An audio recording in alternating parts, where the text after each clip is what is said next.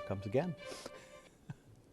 Live from the Workers' Credit Union studio at Fitchburg Access Television, this is Decision 2020, our local results. I'm here again with Mark Bodanza, my co-host for the third year in a row, and we welcome our viewers from Leominster Access Television, and also welcome the viewers, the listeners from WLPZ 95.1 FM in Leominster, who will be simulcasting our broadcast tonight.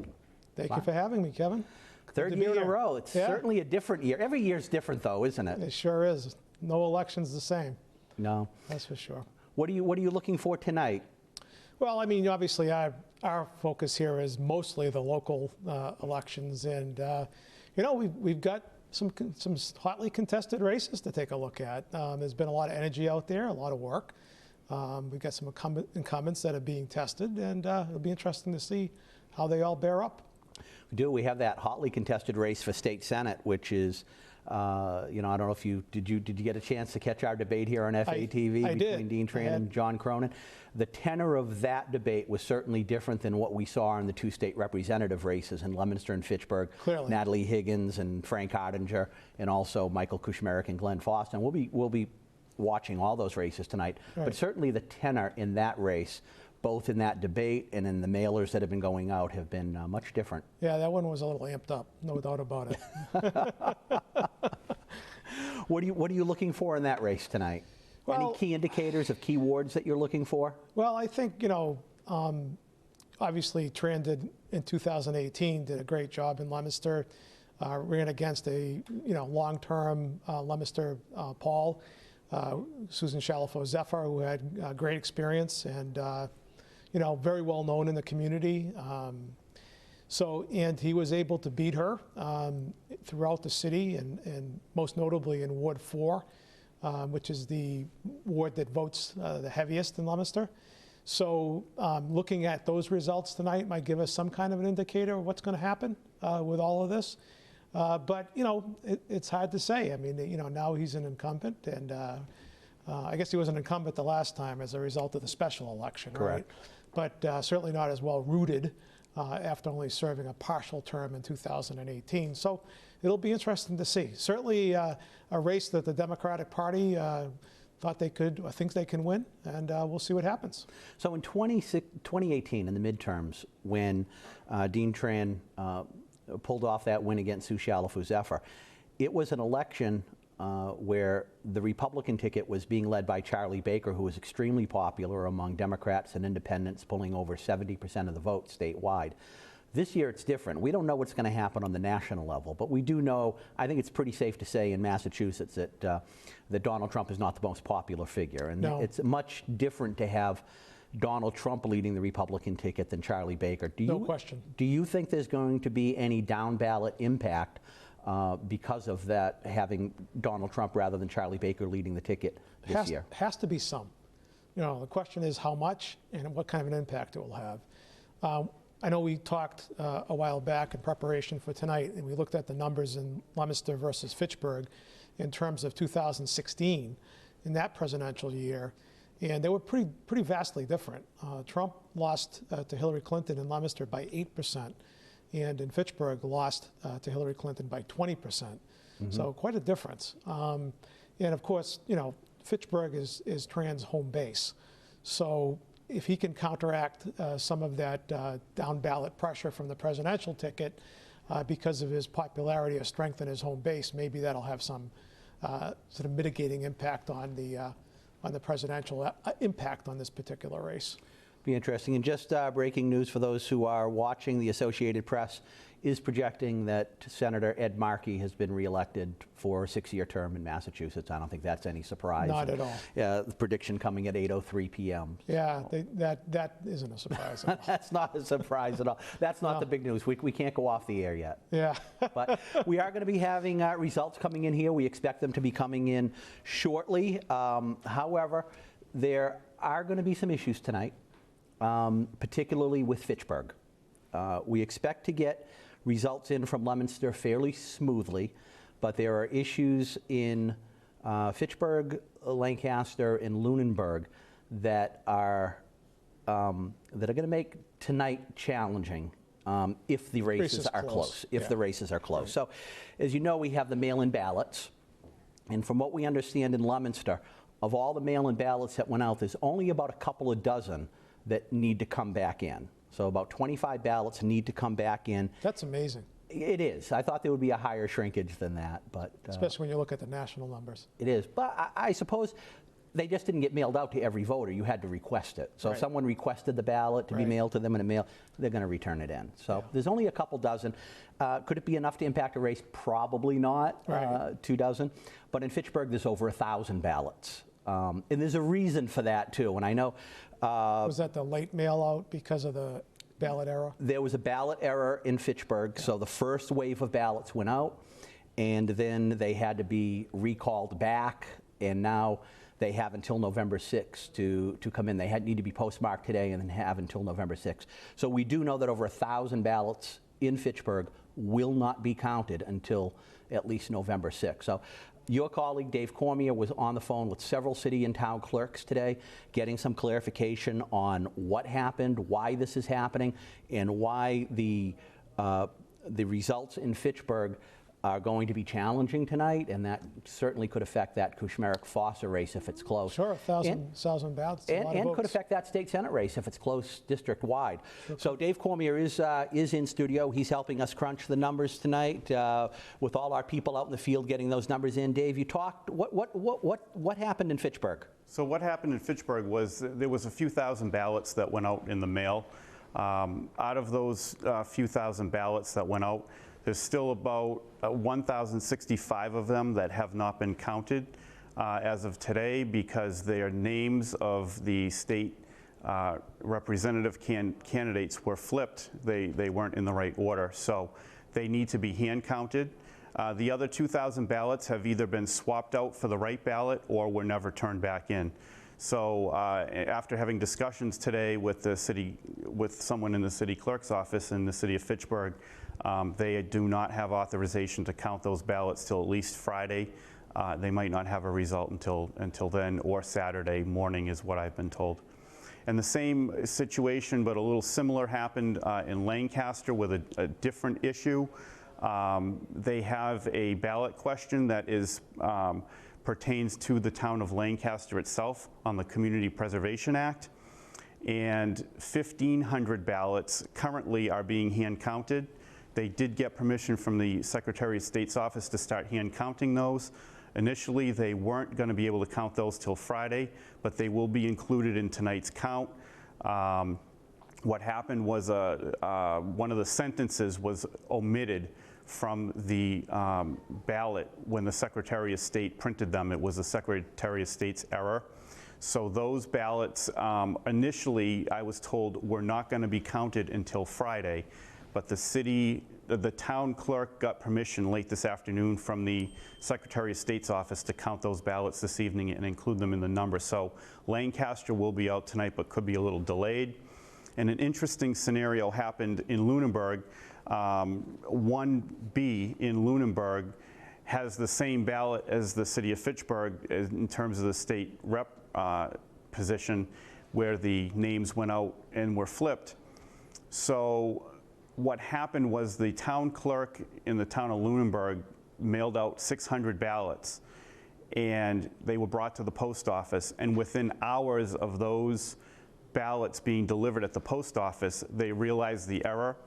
The town clerk rushed to the post office and was able to get all of those ballots back from the post office. It wasn't easy, but she was able to do it.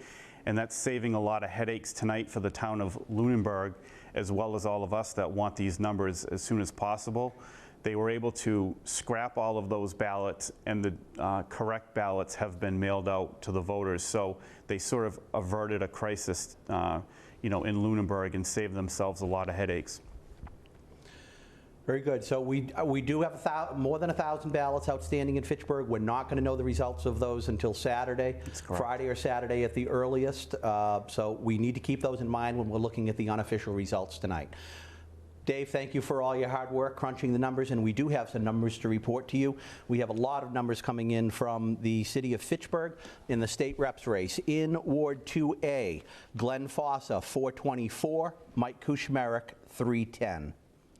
Fitchburg, Ward 4A, Glenn Fossa, 193, Mike Kuchmarek, 178.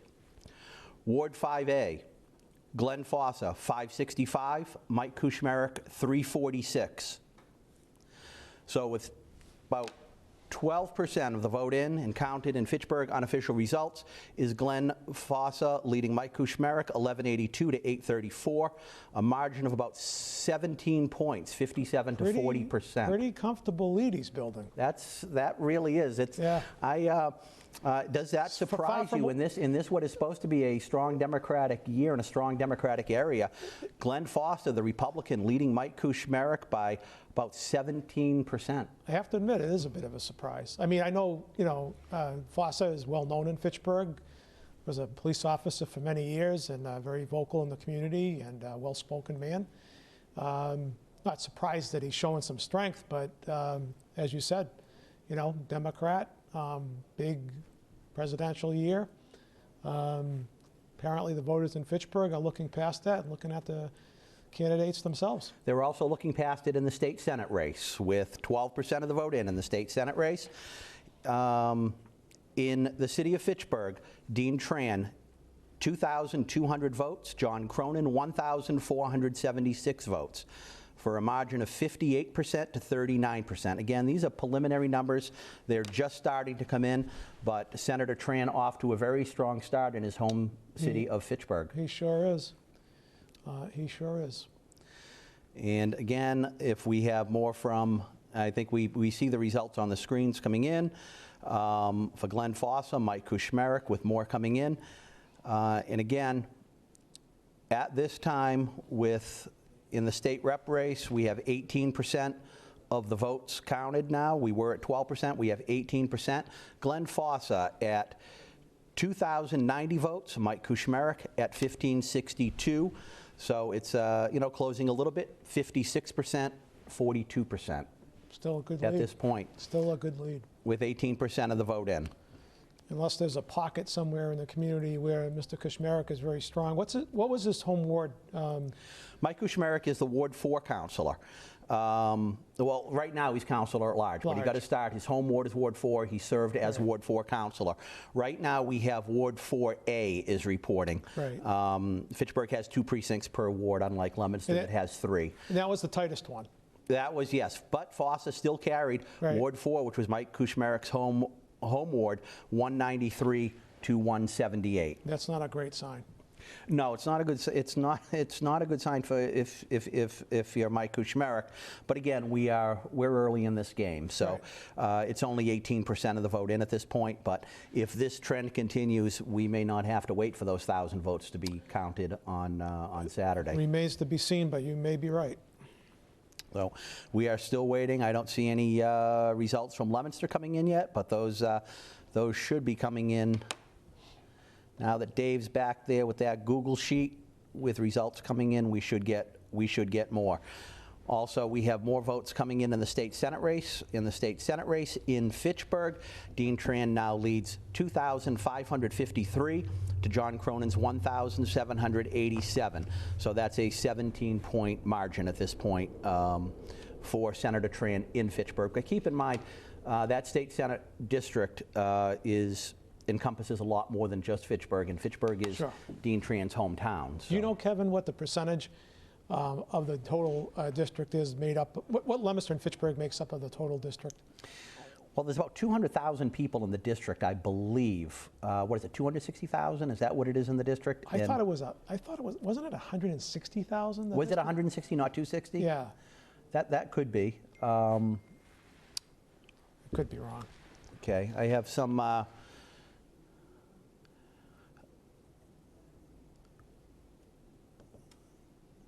Okay.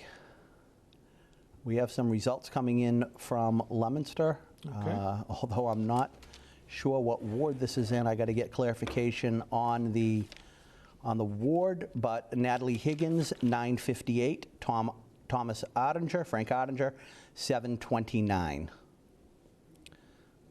958 to 729. I need to find out what ward this is in, but in the state Senate race, it's Dean Tran, 793, John Cronin, 894. Oh, much different, huh? So John Cronin with a pretty substantial lead in at least that one ward in Leominster. So we got to find out what ward that's in. It's cut off at the top. It's a pretty healthy vote. I think the turnout in Leominster is going to be about 75%. Yeah, and from what I understand, there was a 45% voter turnout before anyone went to the polls this morning. That's correct. huge. Yeah. And the ward, the polling places looked a lot different this morning when I was driving around. A lot less people holding signs outside, a lot less of the, It a looked lot more less like people in lines. It looked like a city election. Yeah, I was going to say, it looked like a municipal election. And that was Ward 1A, by the way. In Ward 1A, Natalie Higgins, 958, Tom Ottinger, 729. And again, John Cronin, 894 to Dean Tran's 793. So we spoke to, I was able to get out to the polls today and talk to Mr. Tran and Mr. Cronin for a couple minutes on how they were feeling. They were out there with their supporters. So if we can pull that up as we continue to put those numbers on the screen, and as these numbers come in, we will continue to report them to you. But right now, if we can go to the clip of Mr. Cronin and Mr. Tran talking to them this morning.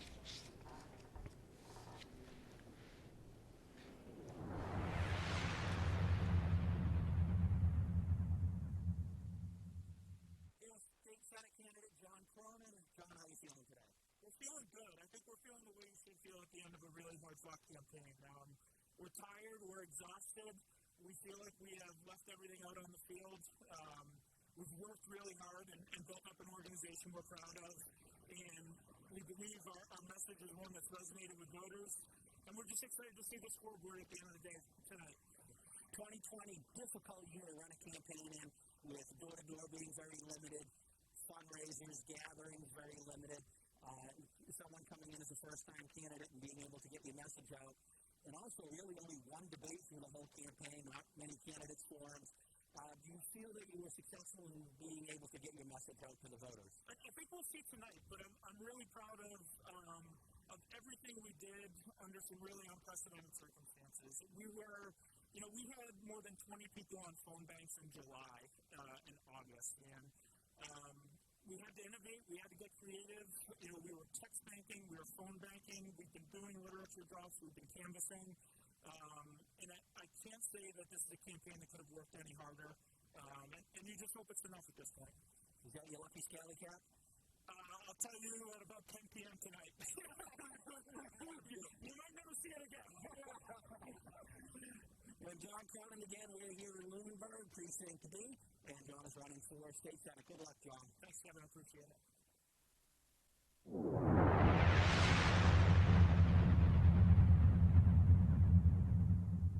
Good.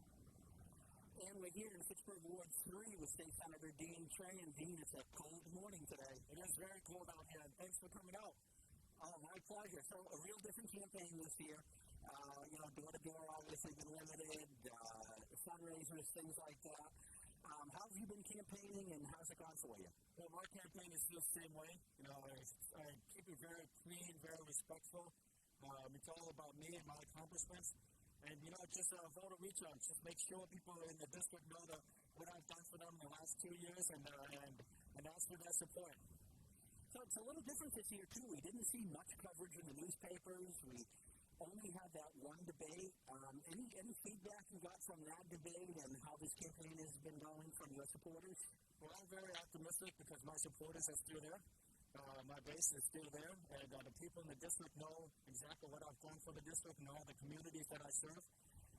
For the past 2 years, I've done an incredible job for the district, and I hope that people understand and know what I've done and come out and support me. Great, Senator. Very high voter turnout so far, a lot of early voting, a lot of mail-in voting. How do you think that bodes for your campaign? Well, you never know until the poll closes, and we hope that by 8 o'clock tonight that we're going to get all the results in our favor. And like I said, Kevin, we ran a very clean campaign, and I hope that the people know that and come out and support us. Best of luck, Senator. Stay warm today. Well, thank you. You too.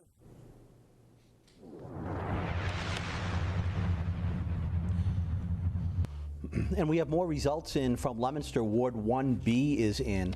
Dean Tran, 723. John Cronin, 862. And in the state representatives race, Natalie Higgins, 940. Frank Ottinger, 639. So we're seeing kind of in that state senate race an inverse from what we're seeing in Fitchburg. We are.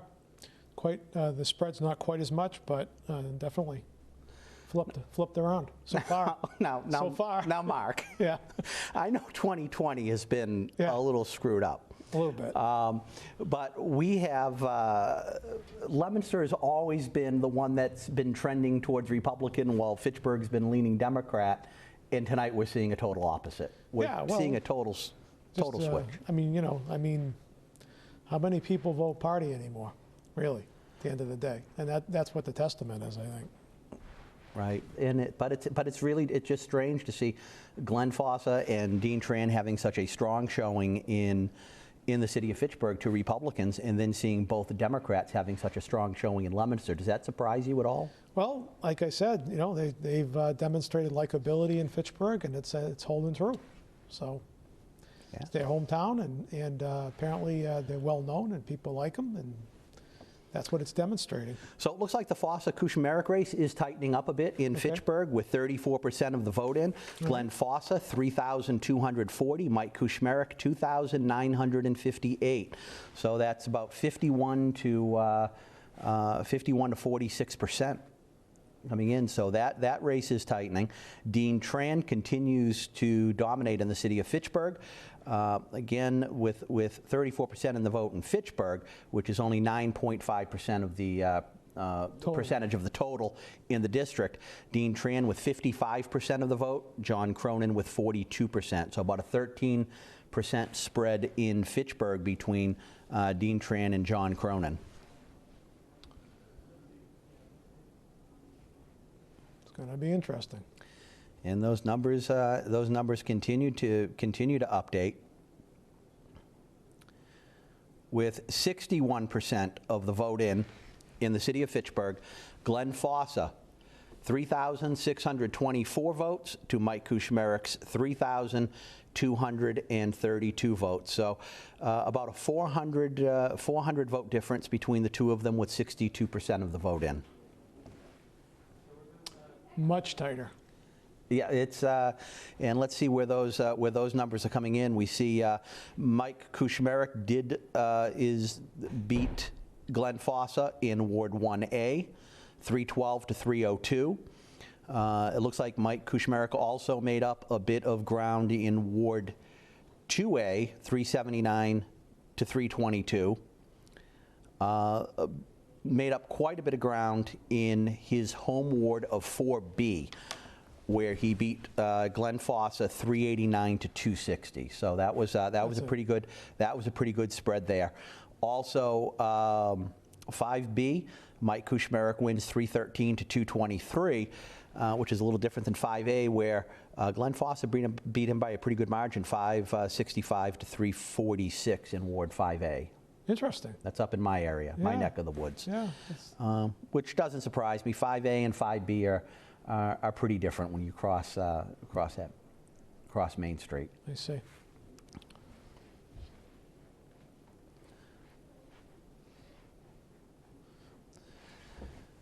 And that continues in the city of Fitchburg. Dean Tran with 3,927 votes to John Cronin, 2,982 votes. So 55% to 42%, 13% spread.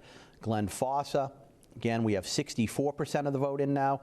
64% of the vote in Fitchburg. Glenn Fossa leading 51.3%. to Mike Kuchmarik's 45.7%. As that number creeps up, it gets a little harder to close those numbers. For the state senate race? Yeah, well, for the state reps race. For the state reps race. Well, you have almost 2/3 of the vote in, right? We do, but we got to remember too, there's over 1,000 votes out there Right. that are going to be counted on Saturday. So I don't know I don't know what level we're ready to call a race at with over 1,000 votes out there. Obviously, if someone's leading by 800 votes at the end of the night, and there's 1,000 votes out there, obviously looking at these numbers, no one's getting 80% anywhere. No, so we have to, no. It's a little bit of a art over science at that point. Yeah, if this number holds up, and this could change a lot in the next half an hour or so, or even sooner, it would still be difficult to make up, but not impossible, as you say. So we also got a chance to talk to those two candidates, Glenn Fossa and Mike Kuchmarik, today. I ran into Glenn Fossa at Ward 3 in Fitchburg and Mike Kuchmarik in Lunenburg Precinct B, and got a chance to talk to both of those candidates. So as numbers continue to come in and we continue to put these together, we can take a look at the conversations we had with Glenn Fossa and Mike Kuchmarik.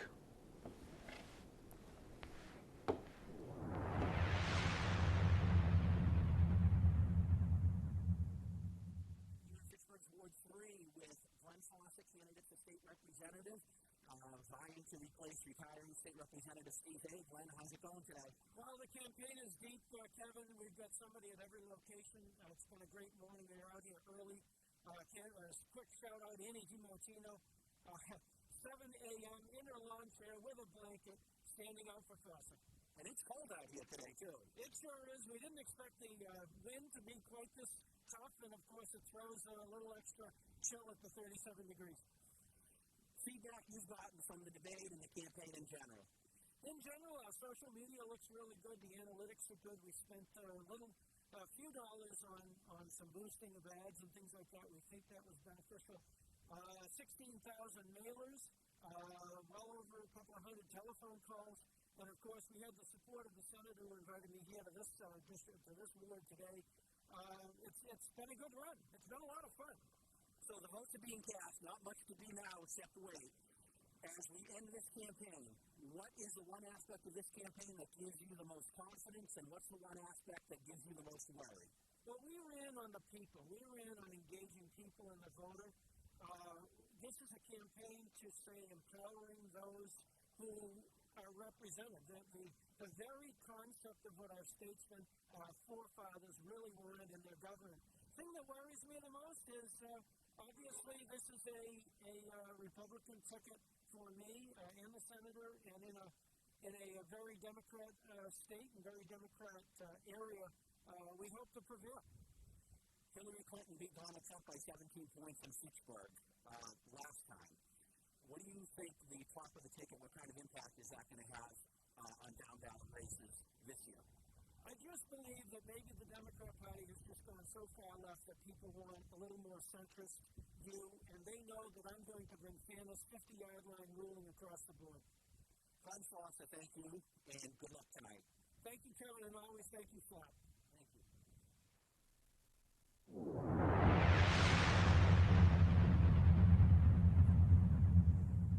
Here in Lunenburg with City Council President Mike Kuchmarik running for state representative for the open seat, retiring state representative Steve Hay. Mike, how are you feeling today? I'm feeling great. Thank you so much for coming out to the polls today.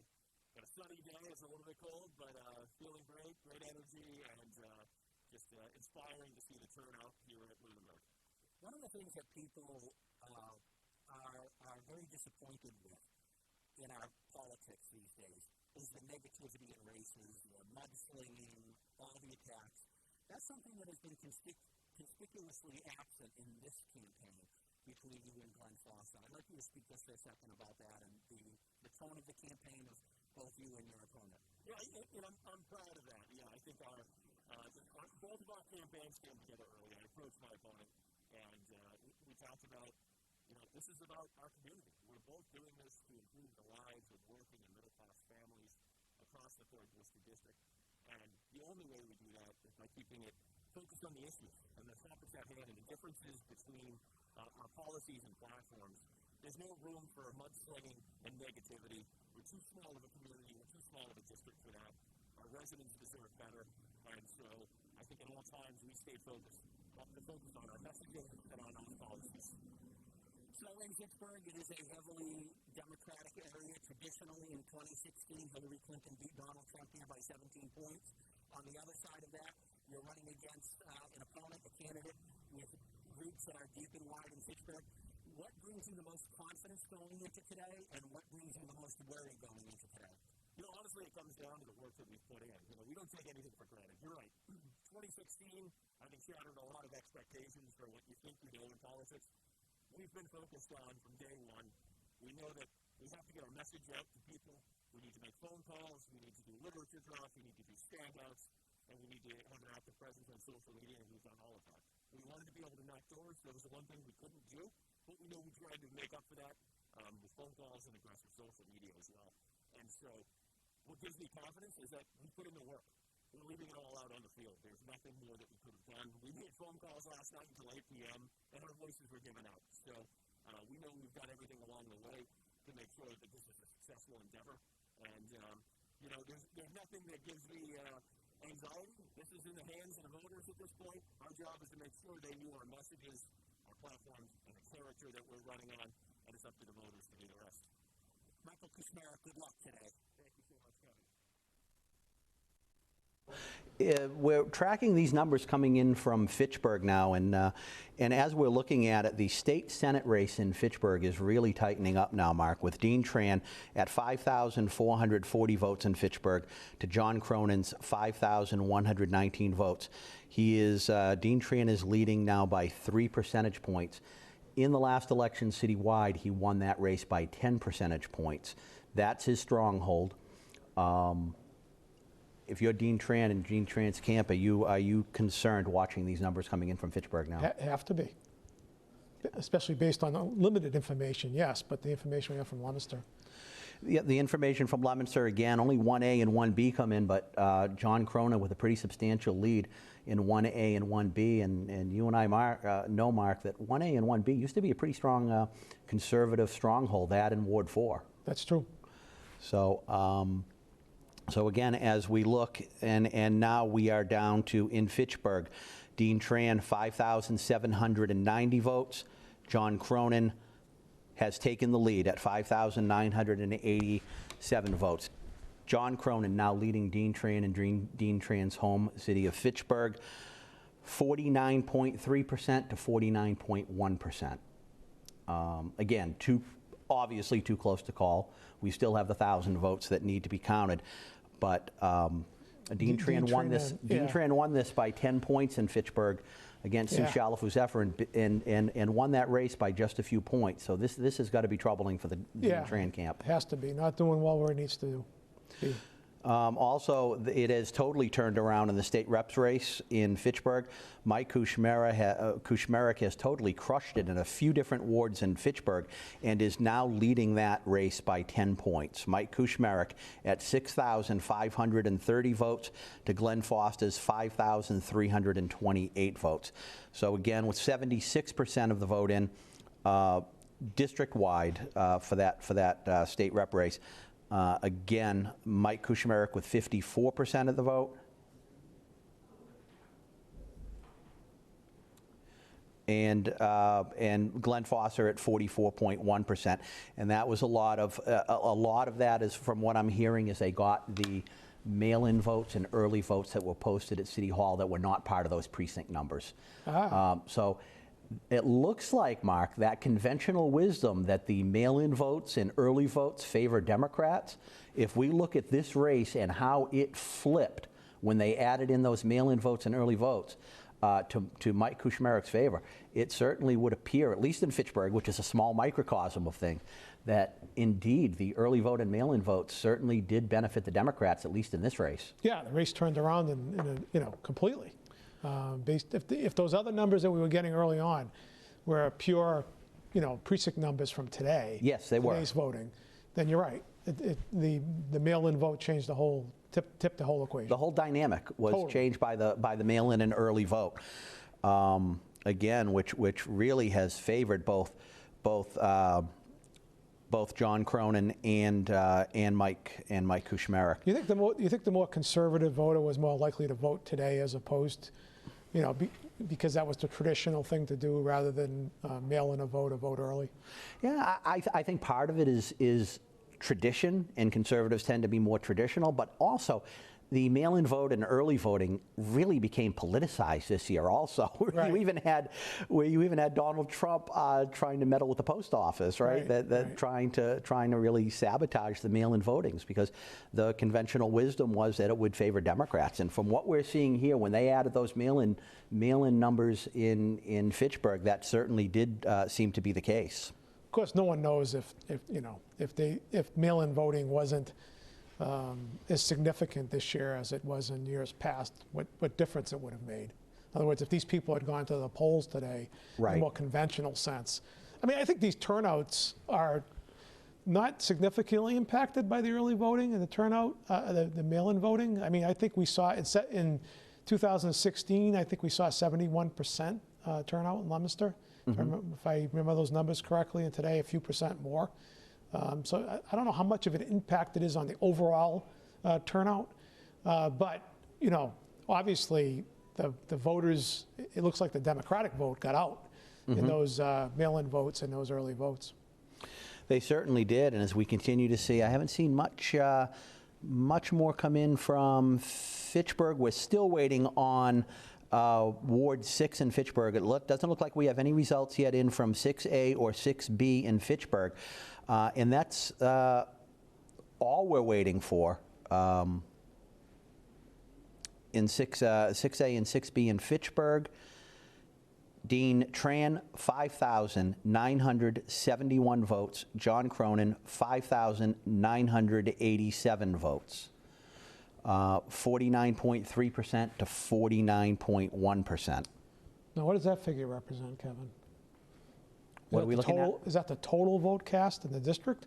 No, this is Fitchburg. Fitchburg only. Fitchburg only. Dean Tran. So if we look at the breakdown in the mail-in vote, let's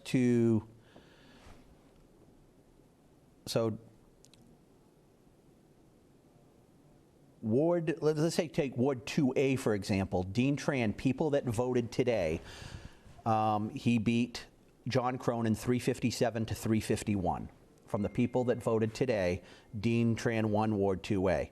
The people that voted by mail in 2A, 132 to 70 for John Cronin.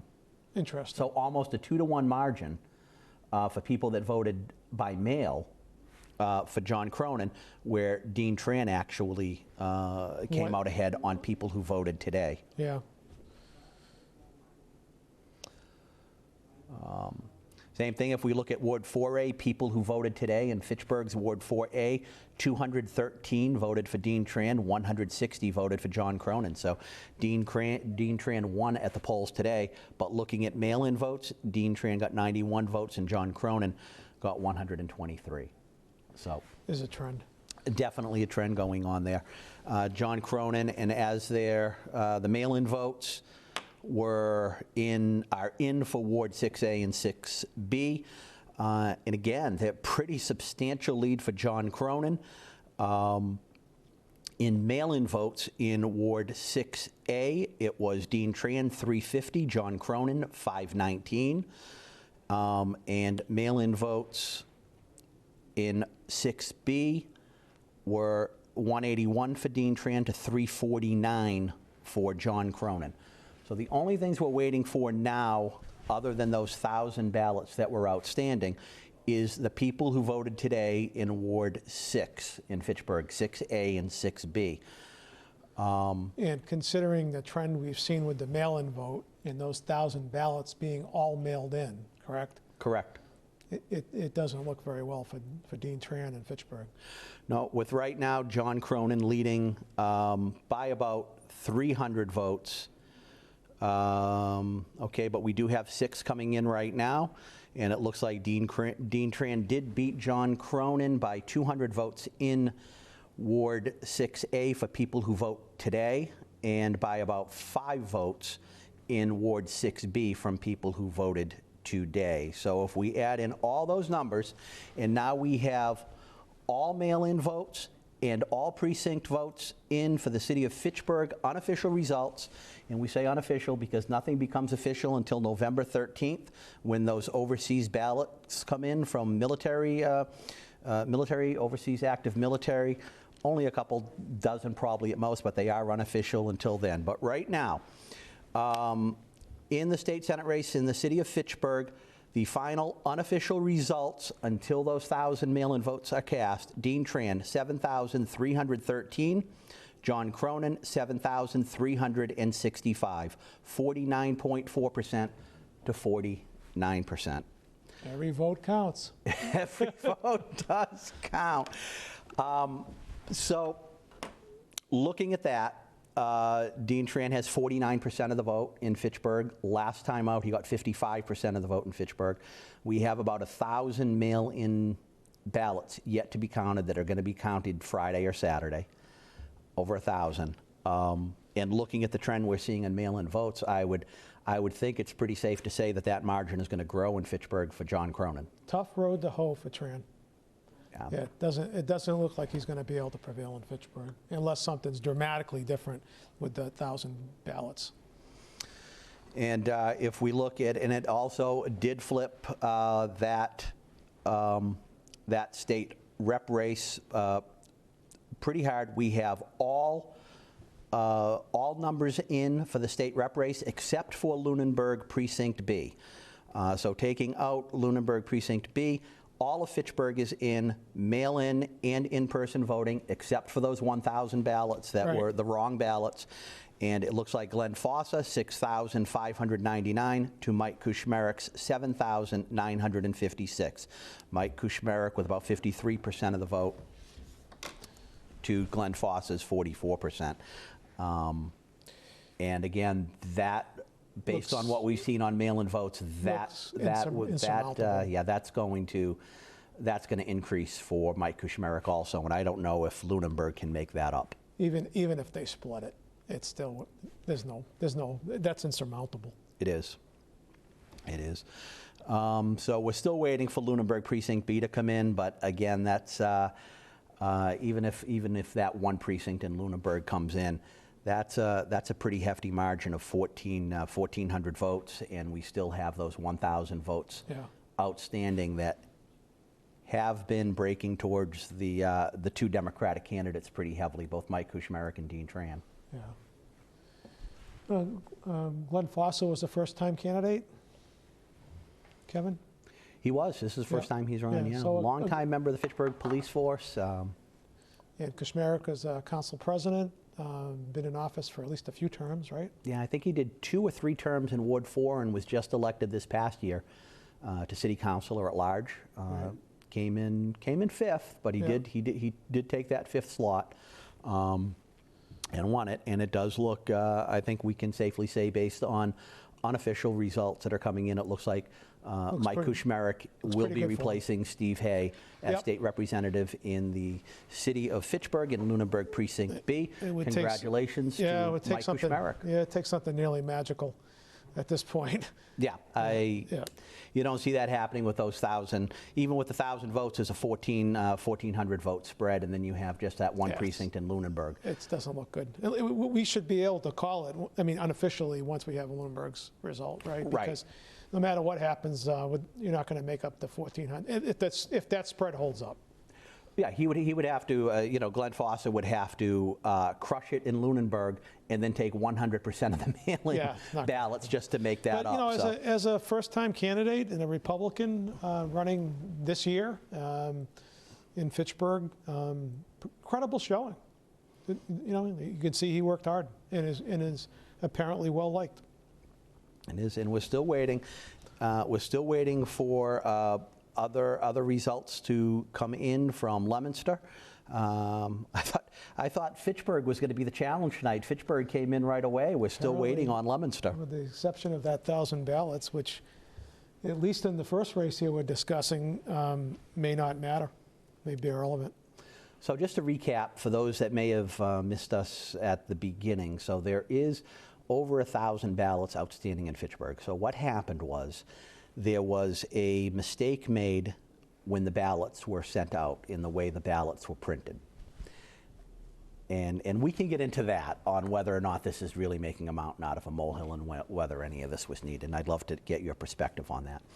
So about 3,000 ballots were mailed out. And then when they found out there was a mistake on the ballot, they sent all of those people a new ballot and said, come in, and if you submit a new ballot, we're going to put your old ballots aside if you sent them in. And then if you put in a new ballot, we will then discard the old ballot and use your new ballot. So, as you know, the deadline to submit a mail-in ballot is to be postmarked by November 3rd and needs to be in by November 6th.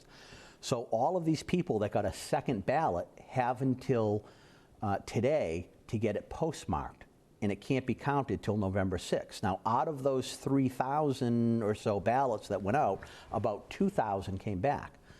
There's still 1,000 of those ballots out there outstanding that have not come back, but theoretically could come back. So when we talk about this number, we don't even know how much of that vote actually is even going to show up. Well, if it doesn't show up, they're going to count the old ballots. I see.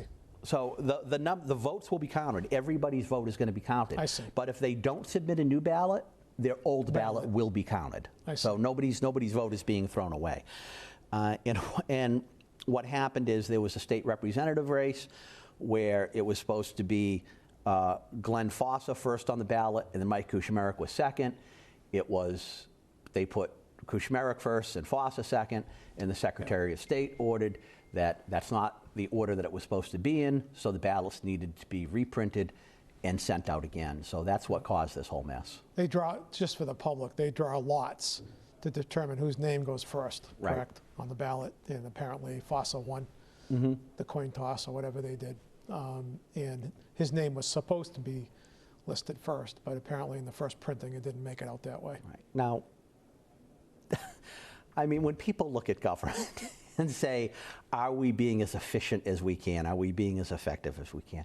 Do you think that was really a reason? I mean, I know, does it really make a difference? At first blush, it seems like the cure might be worse than the disease. The mechanics they had to go through to fix it, and probably confused a whole lot of people in the process. And I'm not sure how much of a difference ballot position really makes. I mean, I know someone has to go first and someone has to go second or third, depending on what election you're involved in. I suppose given the choice, every candidate would take the first slot. But I'm not sure it makes much of a difference, frankly. Especially in the general election. Especially if there's only two candidates. Right, You can see in in the one of these general council or large races where there's Yeah. 9 candidates running or 7 candidates, and you were supposed to be first, and you're tucked in there 4th or Agreed. 5th. Agreed. But if there's only 2 candidates on the ballot, does it really make sense to do all this? So you want to hear 1C in the city of Leominster. Okay. All right, let's see if I can get these old eyes to work here. In Ward 1C, John Cronin, 708, Dean Tran, 566. So that ward's holding up. Natalie Higgins, 811, Frank Ottinger, 465. Natalie Higgins really showing some political clout in the city of Fitchburg, her 3rd time out. She's starting to be a bit of a powerhouse in Leominster, Mark. Well, I mean, not a great year for a Republican to be running, against an incumbent state rep. But, Frank did work hard, or it appeared so at least. It's difficult to beat an incumbent. We all know that. Very cordial race, too. Yeah. Both state reps races were very cordial. Not surprised. Yeah, we're just not used to seeing that in this political climate, though, lately, and we see all these campaigns just being so nasty and so negative. But we had 2 state reps race, both in Leominster and Fitchburg, where really the candidates were very cordial to each other. It's a credit to all of them, 100%. All right, we have Ward 2 in Leominster. You got your pen out, Mark? I do. 2A, Higgins, 696, Frank Ottinger, 343. Ward 2B, Natalie Higgins, 742, Frank Ottinger, 540. Ward 2C, Natalie Higgins, 486, Frank Ottinger, 299. Ward 3 in Leominster, Natalie Higgins, 637, Frank Ottinger, 425. Ward 3B, Natalie Higgins, 981, Frank Ottinger, 686. Ward 3C, Natalie Higgins, 990, Frank Ottinger, 830.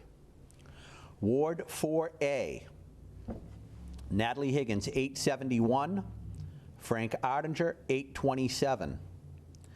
Ward 4B, Natalie Higgins, 868, Frank Ottinger, 792. And in Ward 4C, Natalie Higgins, 752, Frank Ottinger, 488. Mark, your home ward, you are city councilor for Ward 4. Yeah. I used to be the Ward 4 city councilor in Leominster, so a position we both share, and know that Ward 4 is probably the most Republican-leaning out of any of the wards in the city. Natalie Higgins crushing it in your home ward tonight. Yeah, it obviously, the margin of victory in Ward 4 is a lot thinner than everywhere else. It is, but it's still And surprising. don't forget, she lives in Ward 4, too. She does. Ward 5, Natalie Higgins. Ward 5A, 760, Frank Ottinger, 493. Ward 5B, 905 to 589. In Ward 5C, Higgins, 672 to Ottinger's 395. Again, these are all unofficial results until the overseas ballots are counted, and those 25 or so ballots are counted that are still outstanding in the mail-in ballots. But clearly, from the unofficial results, Natalie Higgins has been reelected to a third term as state representative representing the city of Leominster. It certainly looks so. Yeah. Yeah. By a pretty substantial margin too. Yeah. Congratulations to both candidates. I know Natalie. Every time I talk to Natalie, no matter how confident everyone else is, she's always running like she's 30 votes behind. And well, that's a good thing to be. Yeah. When you're running for office. And as much as people can have disagreements on political issues with certain candidates, I don't think anyone can certainly say that she doesn't work hard for her constituents and she doesn't bring a lot of energy, vigor, and passion to her job. No question. No, there's no doubt about that. No. So looking at, let's go back now to the state Senate race in Leominster. Ward 2A, Dean Tran, 443, John Cronin, 604. Ward 2B, Dean Tran, 633, John Cronin, 652. Leominster, Ward 3A, Dean Tran, 501, John Cronin, 561. Ward 3B, Dean Tran, 801, John Cronin, 865. Ward 3C, Dean Tran, 893, John Cronin, 929. Ward 4A, Dean Tran, 880, John Cronin, 816. Ward 4B, Dean Tran, 839, John Cronin, 820. Ward 4C, Dean Tran, 549, John Cronin, 687. I believe if you add all that up, John Cronin also won Ward 4? That's what it's looking like. By that margin in 4C was about 130 votes. And it looks like he won 70 to, yeah, he did. John Cronin also took Ward 4. Not by much. Not by much. He took, Dean Tran won 2 precincts, 4A and 4B.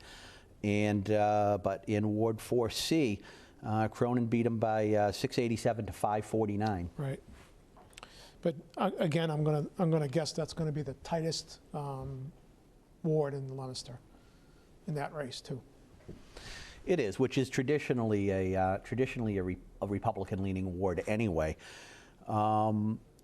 And again, it looks like those two precincts are the only two precincts where Dean Tran came out on top, and one of them was only by 19 votes, and the Right. other was a little bit more daylight, about 60-something votes. 64. But it looks like at this point we still have, John Cronin took Ward 1, all three precincts, pretty substantially. We're still waiting for Ward 2C to come in. We're still waiting for 5A and 5B to come in. In Ward 5C in Leominster, John Cronin beat Dean Tran 594 to 469. So it does look like John Cronin is going to carry the city of Leominster tonight. Seems that way. And if we look back to Leominster of last year with Sue Shalafu Zephyr, it looks like, where were we here? Tran carried Leominster by... Not by much. 2%. 2%. So Dean Tran carried Leominster by 2%. It looks like he's going to, not going to come out on top in Leominster tonight, and probably by a pretty substantial margin, it looks like. Yeah. Yep. So that's a lot of makeup in those towns.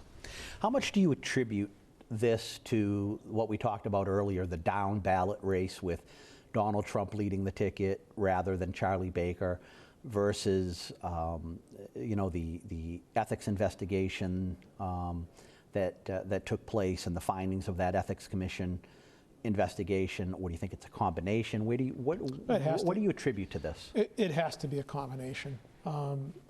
I think, if you asked me which one weights a little heavier, I'm going to say the down ticket pressure in the presidential race, frankly. And the Democrats got their vote out. There's no doubt about it in Massachusetts, and did it effectively. So I think that's showing up in some of these numbers. So again, still waiting for two precincts in Leominster's Ward 5 and one precinct in Ward 2 to come in the state Senate race. But if we look at the state rep race, we can unofficially pretty much call both of them. The Higgins one, I think, is an easy call. Higgins, yeah, Higgins won that one. She crushed it. All of Leominster's results are in. Yeah. She took that 58 to 41%. She won by 17%. That's an easy total of 12,069 votes for Natalie Higgins, and a total of 8,540 votes for Frank Ottinger, with 93% of the vote in. So there's about 7% of the vote out between mail-ins, overseas, and absentee ballots, but 93% of the vote in. She, as Natalie Higgins, unofficial results, has been reelected to a third term as state representative for the city of Leominster. State Senate, Leominster total. John, again, we still have three precincts outstanding, but John Cronin at 52%. And Dean Tran at 48%, for a total of 6,008 votes for Dean Tran, 6,528 votes for John Cronin. Just about flips what he did 2 years ago. It does. And again, we still have three precincts outstanding in Leominster to come in: Ward 2C, 5A, and 5B. And actually, on this sheet here that I'm looking at, that has Cronin ahead 52 to 48, doesn't include any of Ward 1, which we've gotten the results in. Earlier. Those were the first results that we have in, where he pretty well crushed it. So the gap's even bigger apparently then. I don't know if we can get those results in for back in the control room for Ward 1. This is Ward 1A, guys. Ward 1A is Dean Tran, 793, John Cronin, 894.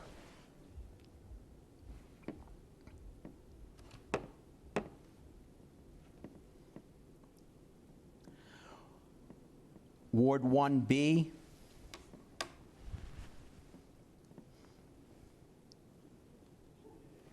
is John Cronin, 862, Dean Tran, 723. And Ward 1C is Dean Tran, 580, 886. John Cronin, 708. So that's a pretty substantial margin in Ward 1. So that's certainly going to bring up that that 52% also. Yep. So we're not seeing Gardner come in yet. We're not seeing. We do see Clinton. Okay, let's take a look at It'll be interesting. Clinton.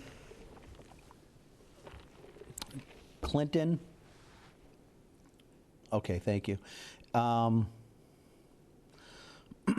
trying to figure out how to read this on the sheets. Is there 2 precincts in Clinton? Is that what we're going at? All right, let's take a look at two precincts in Clinton. Okay, I just got confirmation in my ear that I'm correct on that. So Clinton, Dean Tran in the first precinct, precinct 1, 895. John Cronin, 1,087. Precinct 2 in Clinton, Dean Tran, 740. John Cronin, 1,037. Sterling, Precinct 1, this one's going to hurt. Dean Tran, 1392 to John Cronin's 545. So that's a pretty substantial margin for Dean Tran and Sterling. Don't know if that's enough to make up a substantial difference, but that's a pretty good win in Sterling for Dean Tran.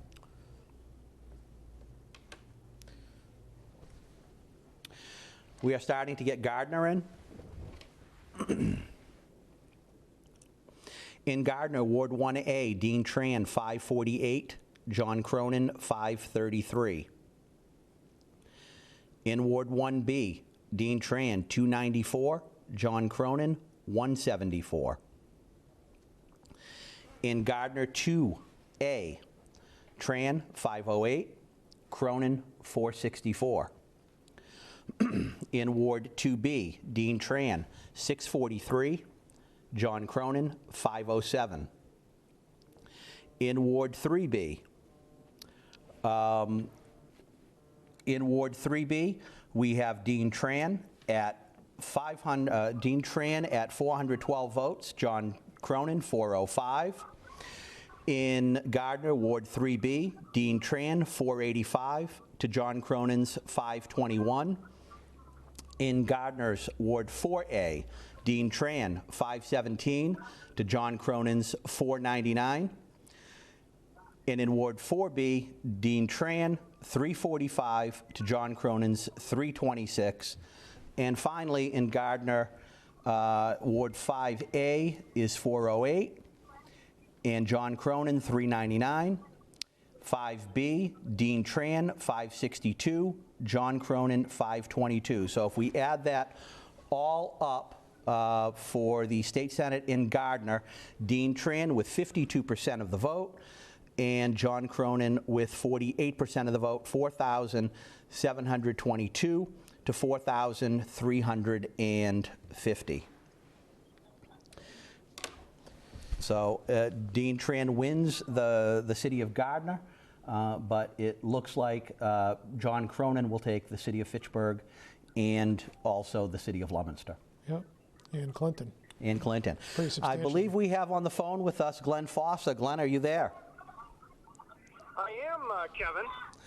Well, welcome. How you doing tonight, Glenn? Good. I think we're optimistic.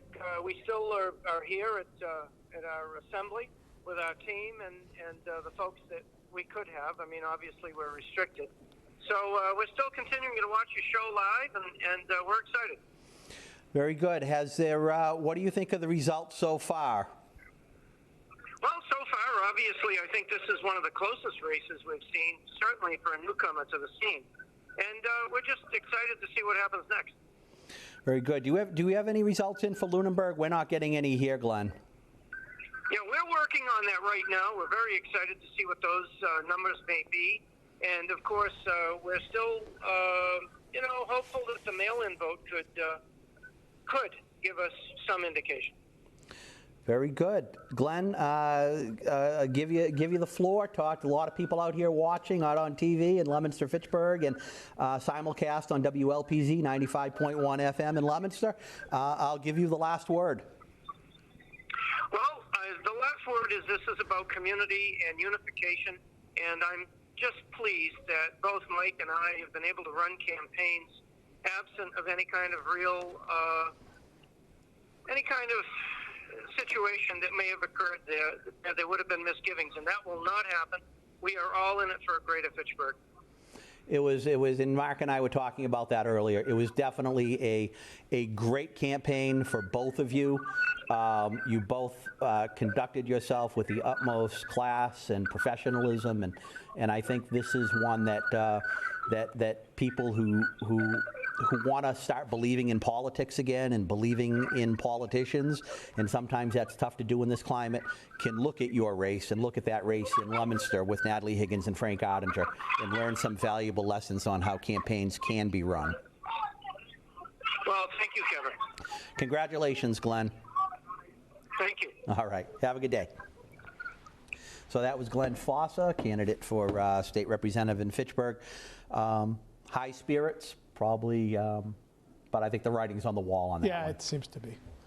And again, with the state reps race in Fitchburg and Lunenburg Precinct B, Mike Kuchmarek with 7,956 votes to Glenn Fossa's 6,604 votes, so about a 1,300 vote difference, with Mike Kuchmarek leading, with still 1,000 ballots to be counted, a little over 1,000 ballots to be counted in Fitchburg, and still Lunenburg Precinct B.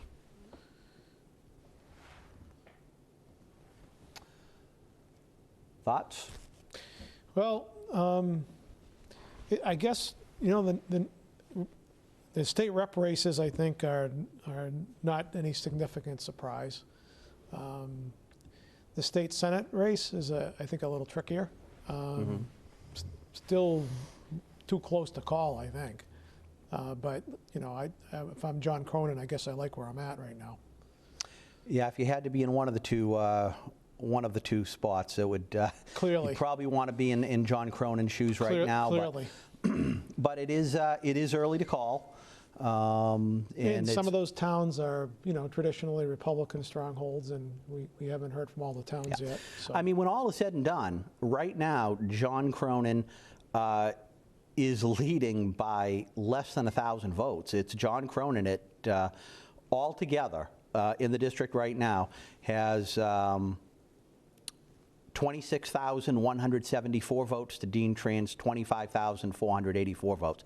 So John Cronin is leading 50%, 50.2% to 48.9%. It's only 1%. Yeah, it's too close to call. But, you know, I mean, look what we saw in Sterling.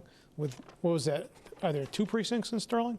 Well, we got 1 precinct in, but Right. Dean Tran killed it in Sterling, 1392 to 545. So you look at some of these that come in. Over 800 votes just in that 1 precinct. Just in that 1 precinct in Sterling. And we don't know how the rest of Sterling's going to hold up. So. And also carrying the city of Gardner. Yeah. Dean Tran, 52% to 48% in Gardner. John Cronin in Leominster, 53 to 47%. Let me see if there's anything else to come in Leominster. I think all the results are in Leominster in the Dean Tran race. Yeah, so John Cronin did come out on top of. John Cronin did come out on top of Dean Tran in Leominster, 53 to 47%. So three very different races, right, Kevin? Mm-hmm. So in Leominster with Higgins and Ottinger, you have a Democratic incumbent, well-liked, ran a hard race. Frank obviously did some work as well, but not big surprise there, I don't think, in terms of the outcome, especially in a presidential election year like we've had this year. Mm-hmm.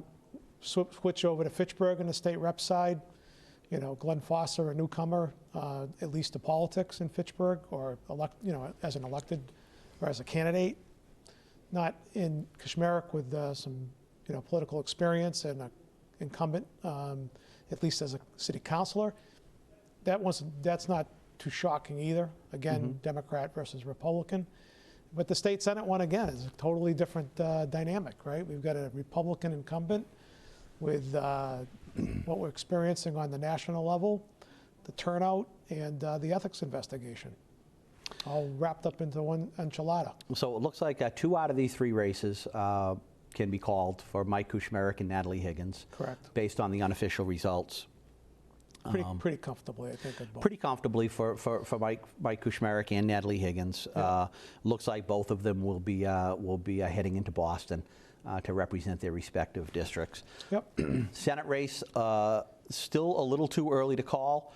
But at this point, it's if you're John Cronin, you're feeling Yeah, you got to feel okay, especially as a newcomer. You got to feel good. I mean, it's never easy to unseat an incumbent, no matter what. right. And he's leading right now by under 1,000 votes. It's still 26,174 to 25,484. So it's still a very close race. But if those mail-in votes are any indication in Fitchburg, and we still have over 1,000 votes to count in Fitchburg, those are probably going to help John Cronin. But some of those other towns that are coming in, we still have Westminster, Townsend, a precinct in Sterling. We still have Lancaster to come in, Bolton, Berlin. And it's I tend to agree with you. I think the trend seems to suggest that the mail-in votes are heavily Democratic slanted votes. However, Fitchburg is Tran's hometown. So, whether that will hold up completely in Fitchburg remains to be seen, and we won't know that for a while.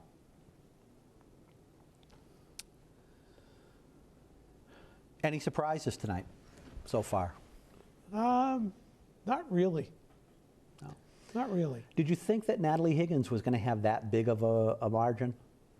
I thought Frank would have done a little better than that. I thought Natalie Higgins, as the incumbent, especially in this presidential year, would win. Mm-hmm. And I think Frank waged a hard campaign, but how it's just never. I think it's just never an easy task to unseat an incumbent, mm-hmm. especially an incumbent that's liked, and that's nearly impossible. So not a tremendous surprise, but she did it. She did a nice job. She got her vote out apparently, and scored a nice victory. And these are in 3 in a row for her. Yeah. Again, I think when you win 3, and none of them were really close. She has won 3 pretty decisive elections. Well, the first one was close, right? With Marcia. It was probably about the primary. With Marcia. With the primary. Yeah, but I'm talking about in general elections against Republicans. The first race, the general election, was almost an afterthought. I think Arninger ran. Frank. Yeah, it was Frank Arninger ran, and then 2 years ago it was Richard Palmieri. Right. And then Frank came back for a rematch this year. Yeah. Totally different campaigns, I think, though, for Frank. The first one and the second one. Mm-hmm. I mean, I don't want to call the first one an afterthought, but it almost seemed that way. It did, because of her stunning upset in the primary over longtime city councilor Rick Marchand. Right, and not a lot of people saw that coming, I think. And I think if Marchand had won, who knows if there would have even been a contested general election. Right. But that was a surprise, and she really has not looked back since then. No. In these elections. That's typically what we see in this state, especially with Democrats. We saw it with Bob Antonioni. Mm-hmm. We've seen it with other state reps. Look how long Steve Pacuzzi was down there. Oh yeah, and even in Fitchburg, Emil Gogan, George Burke, all of them. But I think tonight, with her third decisive victory, general election victory in a row, 2016, 2018, and now 2020. Yep. All decisive victories. I think Natalie Higgins has earned her place to be a political powerhouse in Leominster. Certainly looks that way. Very good. How much do you think? Obviously, COVID-19 is the story of 2020, right? It's changed all of our lives in many different ways. Do you think it changed the end results, the bottom line of any of these elections that we're looking at tonight? Well, to the extent that it changed the national picture, I think yes. It's really hard to imagine. Obviously, there would have been a pitched battle for the presidency regardless of COVID-19. If COVID-19 had never come along, we would still be in the most divisive election in a long time on a national level. COVID-19, of course, changed that as well. And it seems to me that that is the issue on the national stage. And, as much as it was going to be a hard fought, controversial, significantly, sort of a virulent election on the national stage, I think COVID-19 certainly didn't detract from it at all. I did look at what happened in 1918, because of course that's the last time we had a pandemic of this scale that affected the United States. And that was a midterm year, and Woodrow Wilson was president. And so that totally different dynamic. Woodrow Wilson, interestingly enough, never mentioned the pandemic as president. But it kept a lot of people, kept a lot of people, in the West Coast especially. By the time November of 1918 hit, the pandemic was petering out on the East Coast, even though sort of ground zero was Fort Devens. But it did have an impact on the election, but not the kind of impact we're seeing today. And of course, you didn't have presidents making addresses from the Oval Office either. You didn't have you didn't have a Dr. Fauci there having press conferences at 4 p.m. every day either. No, so. There was no CDC. I mean, it was a totally different world. Half a million people died, and the U.S. population was 70 million. So, it was obviously a significant event in American history. So was that at a time that Woodrow Wilson was cognizant of what was going on? Hard to say. I mean, maybe not, because as I said, even in those times, for not to say anything about the pandemic, as the president of the United States seems a little odd. Right. If that was a time where we could say anything, I think people, people were thinking in 2016, 4 years ago, was Hillary Clinton going to be the first female president of the United States? And I think. You're a historian, a political historian. You know that we probably already had our first woman president of the United States. Think of it. But unofficially. Unofficially. Before the 25th Amendment. Did he have a stroke? What was it? I think you're right. I think it was a stroke. Woodrow Wilson had a stroke, and the wife really just took over. No one really knew it, but everything went through the wife. I forget her name, what the first lady's name was, but she really took over. Wasn't it Grace? Was it Grace? I don't know. You're the historian, not me. I believe so. I believe it was Grace Coolidge. I just try to lead you into these conversations. You have to take it from there, Mark. Somebody could correct me, maybe, but maybe our friend David could Google that out in the control room and correct me. He likes to do that. He does. I'll tell you, on a lighter note, a young fellow that I've acquainted with, 6 years old, went with his mother to the polls the first time today, and of course we'll have an impactful experience watching his mother vote. And this young man knows all the presidents, Washington to Trump, knows what the Electoral College is, knows how it works, can tell you state by state how many votes each state has. His name is Adam, and he's a bright young man, and he's going someplace someday, I'll tell you. Fascinating, 6 years old. Wow. That's something. Yeah. Hopefully the politicians of the future can be a good example for him. Let's hope. Back to the state senate race. We talked about this thing isn't over yet. With some of these small towns can make a difference, and we saw that in that one precinct in Sterling where Dean Tran beating John Cronin 1392 to 545. Now we have Westminster coming in. One precinct in Westminster, with Dean Tran 1,490 to John Cronin 613. There you go. So these towns can certainly make a difference, and we still have, we're still looking at Townsend, which tends to have, I believe Townsend's pretty Republican leaning. Lancaster not so much. Berlin's very liberal. Democratic. Yeah, Berlin we still have to come in, and that's very Democratic. This is tightening up this race. This race is going to be down to the wire. Yeah, but then again, on the flip side of that, Bolton has come in now, and Bolton, Dean Tran, 780 to John Cronin, 1589. I don't think that's much of a surprise either. No. That's not. And I think if we look at Bolton even 2 years ago, I think we saw. Councilor Zephyr with a significant win in and Bolton. But this one's basically 2-1, 780 to 1589. That's a 2-1 victory right there in that town. I just had the longest serving senator in the state of New Hampshire call me. He must have got his results. You gonna get him on? I could get him on. Let's see if I can get him. Lou D'Alessandro, right? Yeah. He should have some. Ask him what he thinks about this presidential race so far. You're on the air. I'm on a local access television show doing coverage here. How did things turn out for you up there? Well, we're still counting. Yeah? Yeah. We're going well into the night. Oh. Huge voter turnout. Oh, I can imagine. We're just, I'm waiting at one of the wards now for the results. We're trying to survive. Yeah? How's it looking so far? Well, okay, I've won 2 of the So again, for those of you that are just joining us, in Fitchburg, it does look like, based on unofficial results, that Mike Kuchmarek will be the new state representative, replacing retiring state representative Steve Hay. While there is Call me still back about when you know. 1,000 votes luck. remaining in Fitchburg okay. that need Yeah, to be okay. counted.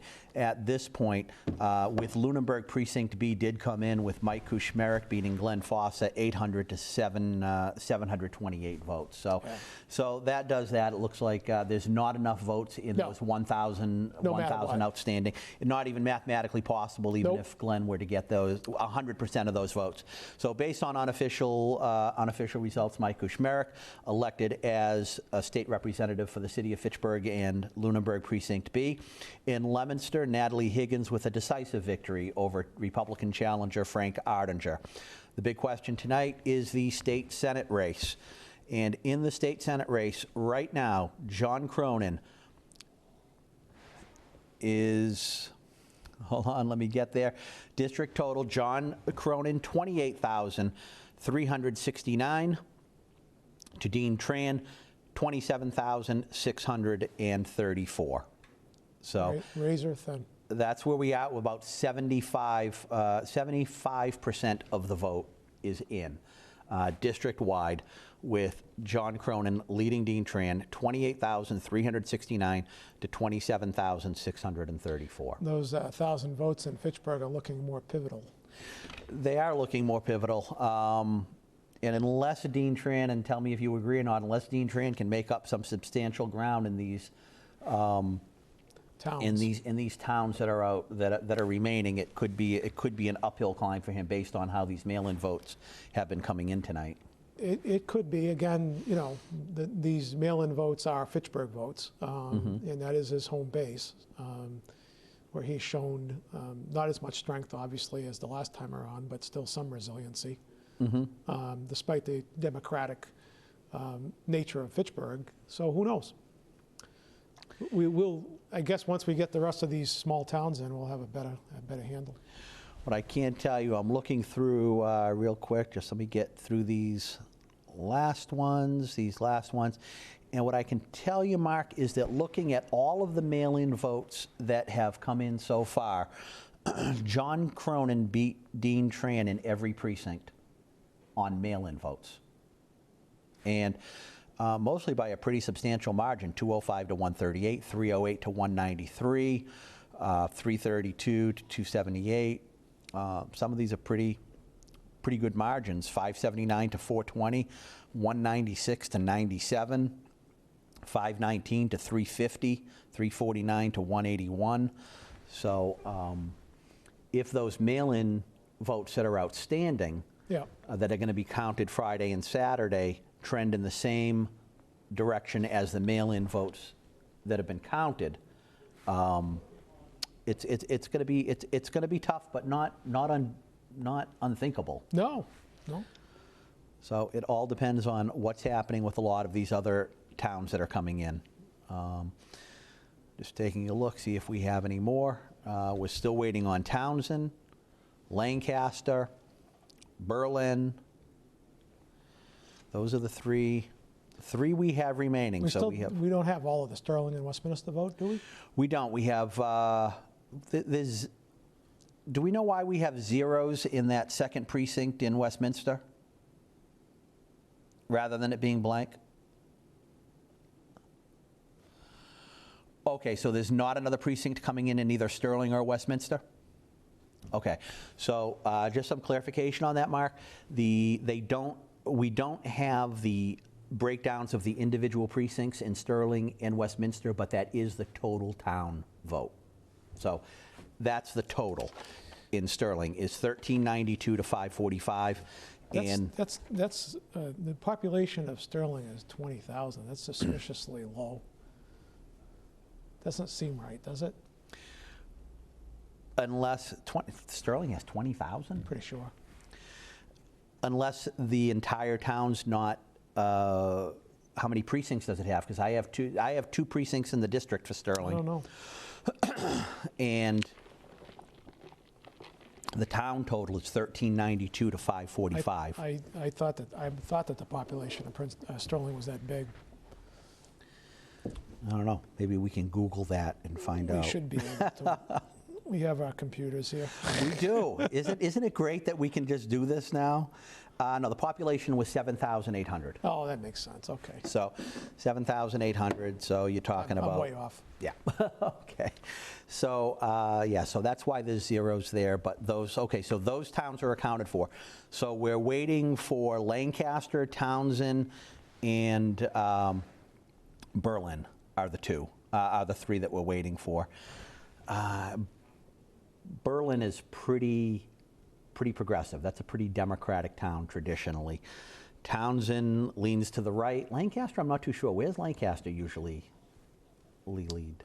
I would say further to the left than the right. You think so? They're not in there with Sterling, you think? I don't think so. And we're still waiting for Lunenburg A on state senate.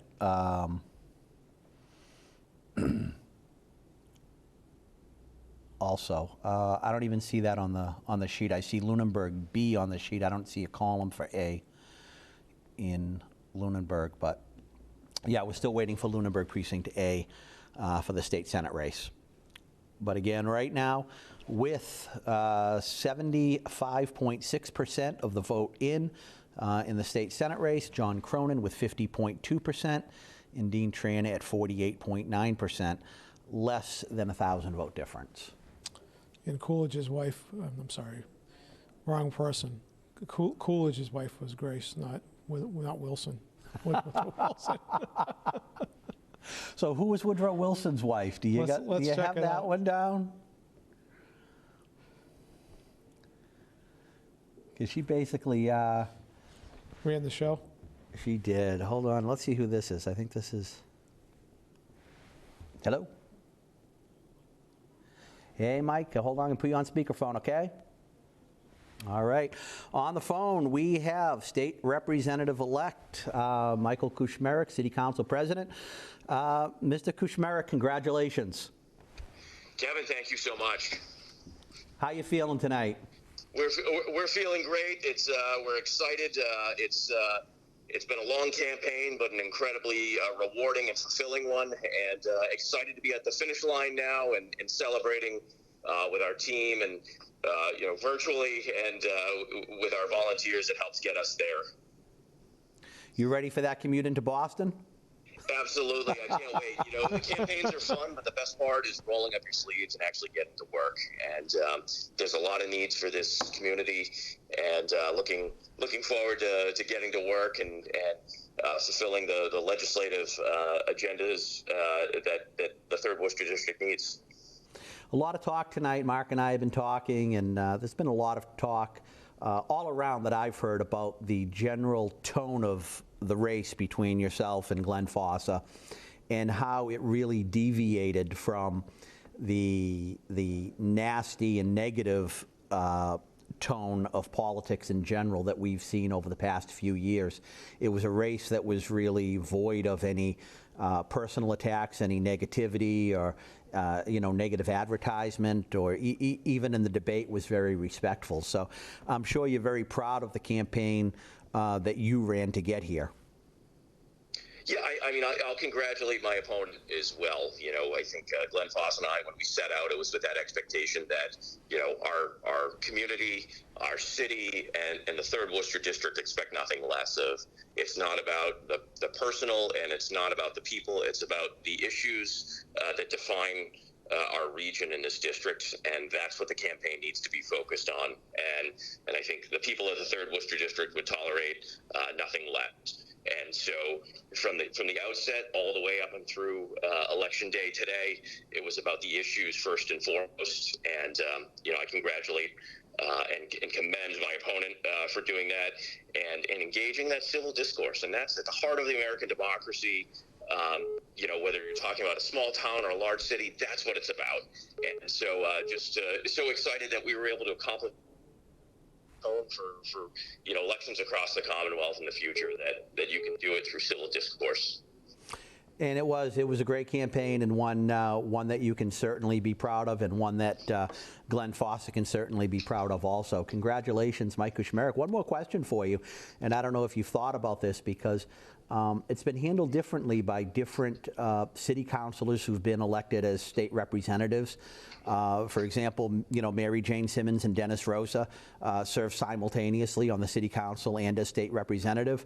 But we have others like, you know, Steve DiNatale and Steve Hay, who, when they were elected state representative, resigned from the city council. Have you given any thought? You are the president of the city council. Are you going to stay on and finish out your term as city councilor, or I don't believe I'll finish out my term. I think, you know, I won't resign abruptly. I'd like to make sure there's a transition and a plan and a schedule ahead, you know, particularly with the holidays coming. But I think the people of the 3rd Worcester District deserve nothing less than a full-time state representative, singularly and solely focused and dedicated on the issues at hand and the job ahead. So that is my full intent, is to dedicate myself fully to being a state representative for the 3rd Worcester. And so we'd certainly look to you know, resign in the near future from my my post as a city councilor and allow someone else to step into that role and for me to focus on state representative.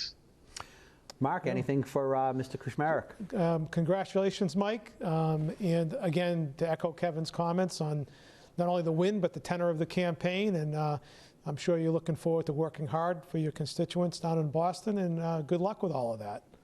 Mark, I will miss our collaboration as city council presidents in the sister cities here. And so we will I look forward to the continued dialogue, though.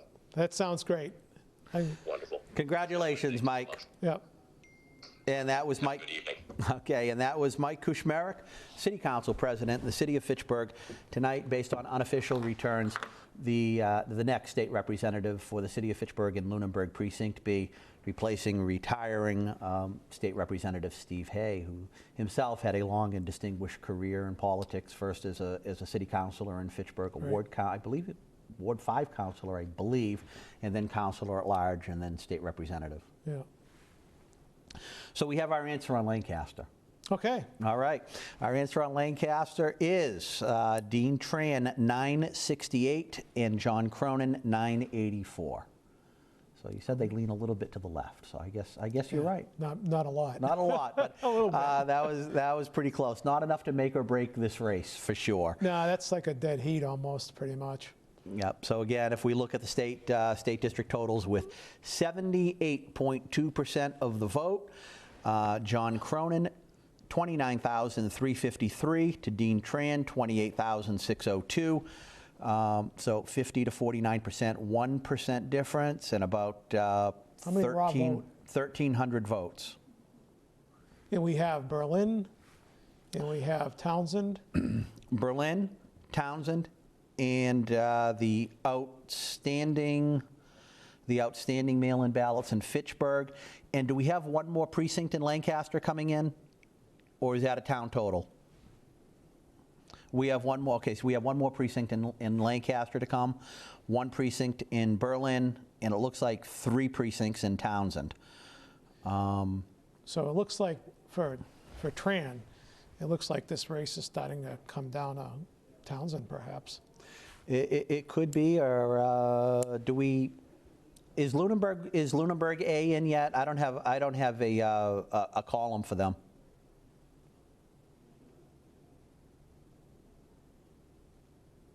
We do not have Lunenburg A yet either.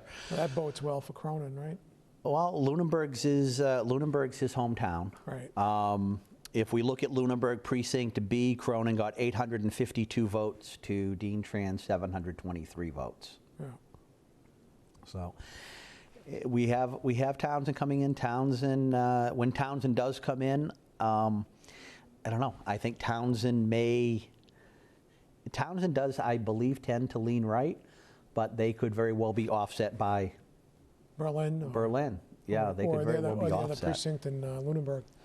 In the other precinct in Lunenburg, and we still have a precinct in Lancaster. With an outstanding precinct in Lunenburg, the climb may be getting difficult. Yeah, it's still going to be tough to call tonight, I think, though, without those. Well, when we have if we can get a gross number with the rest of what's remaining and see what that spread actually is in votes. I think we need to see. I think we need to see Townsend's votes come in. Once we see Townsend's votes come in, I think we'll have a better idea of where we are in that respect. By the way, Woodrow Wilson. Yes. Edith Bowling Galt Edith. Wilson. I love that name. His second wife. Okay. And he did have a major stroke. I was right. Yep. And she did essentially run the executive government branch of the government in his illness, which was the remainder of his second term. So was the remainder, was that during the 1918 pandemic? When was? Because I believe it was, because he was president during World War I, correct? Yes. Which would have been the. Yeah. I'm not sure this indicates when he had the stroke, but let's take a look at that. Because that's probably why he didn't talk of the pandemic if he was in a coma. That would be a good reason. He suffered the stroke in September of 1919. Ah, so the pandemic was pretty much over by that point. So that wouldn't explain it then, why he didn't mention the pandemic. No. But it was pretty big news back then, too. I mean, yeah. What did you say, 500,000 people died? 500,000 people when the population was 70 million, not 370 million. Right, and we've had, what, about 200,000 in this country? 230-something thousand we're at. Yep. Grave number. So let's take a look. I keep going back to those Fitchburg numbers with Dean Tran and John Cronin, and talk about, like you said, every vote counting. Every vote counts. John Cronin, 7,365. Dean Tran, 7,313. Amazing. Yeah, with 17 write-in votes and 402 blanks. And in Leominster, John Cronin John Cronin by a wider margin in Leominster, which is always considered to be the more conservative of the two cities. I think that's true. And we had talked about that because I believe Hillary Clinton beat Donald Trump by 8 percentage points in Leominster. Right. That's right.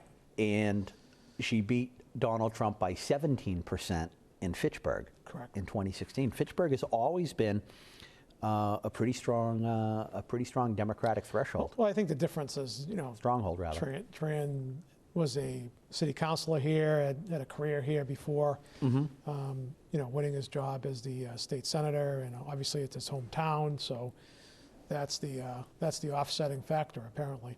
Mm-hmm. So with about 1,000 votes coming in and looking, and those are all mail-in votes, and looking at the mail-in totals. In our raw spread right now, as you said, 1,300 votes? Yeah, about approximately 1,300 votes? Yeah. Yeah, 20, oh no, that's getting a little, about 1,300 votes. And we've got 28,602 to 29,353. So no, that's changed a little bit. You want me to do the math? Or? Yeah, that's changed a little bit. What are the numbers? It's 29,353 and Tran at 28,602. So it's down to 50 28.2% to 49%. 28,602, 28,602. Yep. 751 votes. And it's going to be changing soon because we understand that Townsend is coming in. And as we expected, Townsend does lean a little bit to the right. And in Townsend, Precinct 1, Dean Tran, 984. John Cronin, 732. In Townsend, Precinct 2, Dean Tran, 981. John Cronin, 739. And in Precinct 3, Dean Tran, 982 to John Cronin's 803. So as we expected, Townsend does tend to have tend to be a Republican town, and has shown that tonight. So right now, the total... Are these numbers in the totals that you just gave me or not? No. Okay. So the new totals. Yeah. John Cronin, 31,627. Dean Tran, 31,549. How do you like that? We are... How do you like that? Okay, you're gonna, if we're getting Lunenburg A in, I think you're gonna have to give that to me in my ear because I don't have I don't have a column here for Lunenburg A that I'm gonna see coming up here.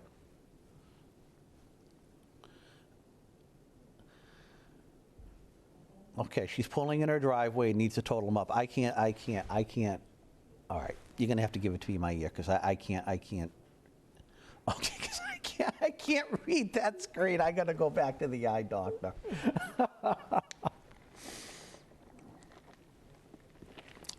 So we're missing Lunenburg A, Berlin, and the mail-in votes in Fitchburg, right? Is that what we're down to?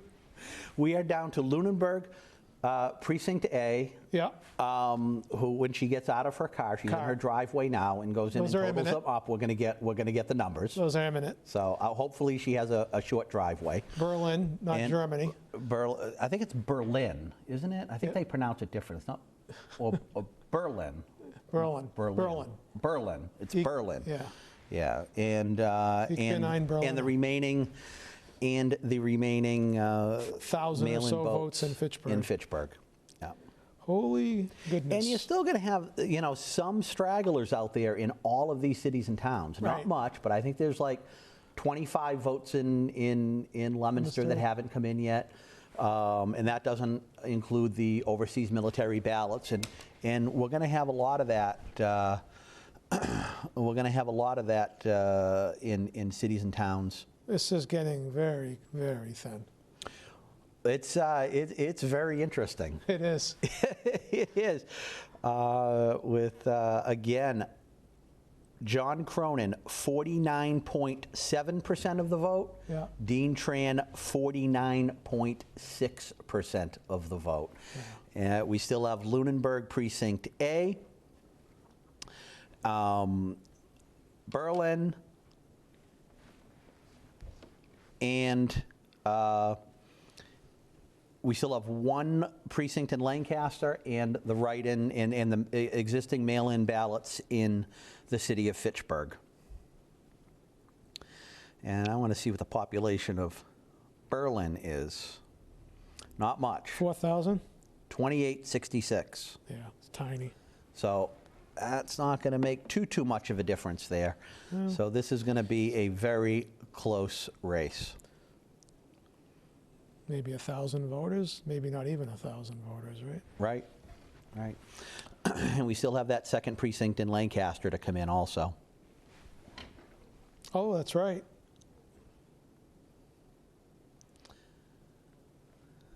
Lunenburg A, Berlin, mail-in votes in Fitchburg and Lancaster. One precinct in Lancaster. We do have, we have one precinct in Precinct 1 in Lancaster was Dean Tran, 968, and John Cronin, 984. So very close in Lancaster. In Precinct 1, we'll see what it is in Precinct 2 when that comes in. I think Lancaster's a pretty homogeneous town, though, isn't it? It's not. There's no other side of the train tracks in Lancaster, I don't think. A little bit. So it may be close, but again, looking at these numbers, 48.8% to 48. Oh, I'm sorry, that was just in Fitchburg. 49.7% to 49.6%. 0.1% of the vote, separating John Cronin from Dean Tran. And again, these.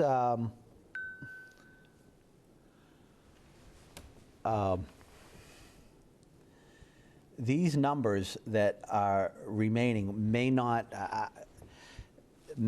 be enough to call this race tonight, because those 1,000 votes in Fitchburg are not going to be counted until either Friday or Saturday. The suspicion seems to be that's the case. And like you said, these are unofficial results. There are absentee votes that need to be counted. That'll be straggling in all these communities. Unless there's a dramatic result from one of these remaining communities to report, this will definitely not be able to be called tonight. And I don't think there's enough votes in those communities to really be dramatic anyway.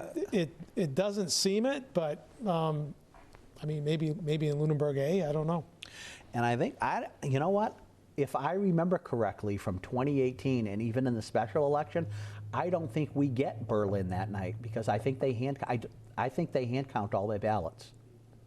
I believe that's correct. Dave Cormier back there may know. They do it the old-fashioned way. Dave, is Berlin the one that hand counts their ballots? Do you remember?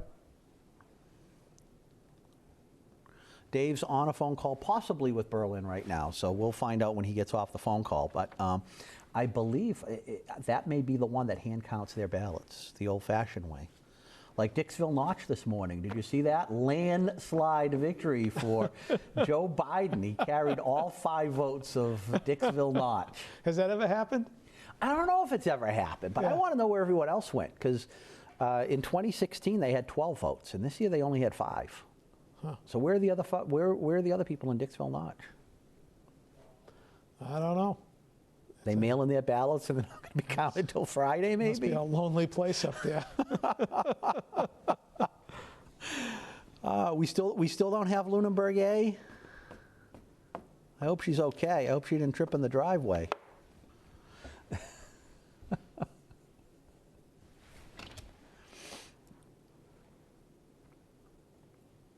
Was that Berlin on the phone? It was not. Okay, so we don't have Berlin, and Dave's not sure if they're the ones that hand count. But I seem to remember when we were sitting here 2 years ago, Mark, we learned that we weren't going to get that town until the following day because they hand count all their ballots. Well, that's not entirely surprising, is it? No, no, and it's only 2,000 people in the population. So that's probably about 1,000 registered voters. 1,000 registered voters. And then you take, what, a 70% voter turnout? Yeah, 600-700 votes maybe. Yeah. So and even if you win 60-40, you're talking about, on 700 votes, you're talking 420 versus 280. Right. 60-40. So you might be able to pick up 100 votes there. Yep. Which I'll tell you, in this case where I believe the spread is maybe a little bit more than 100 votes, 31-627. Oh, it's significant for sure, but. Yep. But I don't think we're going to be able to, I mean, we can make our best guesses about those mail-in ballots outstanding based on the numbers we have tonight, but I don't know if we can be confident enough to call a race based on those if we have a race that's. No. That's no, and as I said, there's like as you mentioned, there's straggling votes everywhere. Right. Not just Fitchburg, and the outstanding mail-in votes that need to be in by November 6th Right. May be look a little bit different than the overseas military ballots also. Right. Because I don't know if those are going to have the same trajectory as the mail-in ballots. I would suspect they won't. No, I mean, the military tends to be, I mean, I don't want to stereotype, but, No, but, the you know. military tends to vote Republican, right? Exactly. So,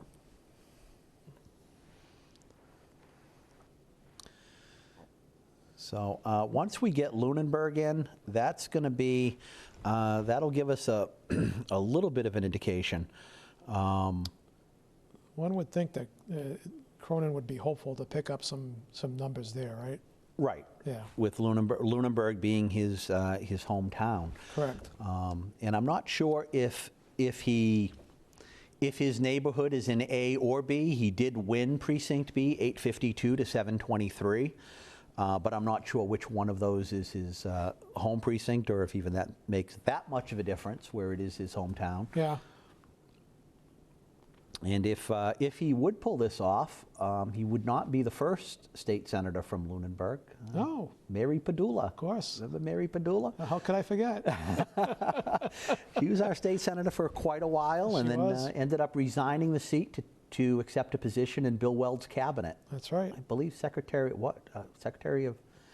was it Economic Development? That's a good question, Kevin. That I don't remember. I forget what it was, but she was in the cabinet. She resigned the state. She was a state senator for a while, Yeah. representing this area. Before that, she was a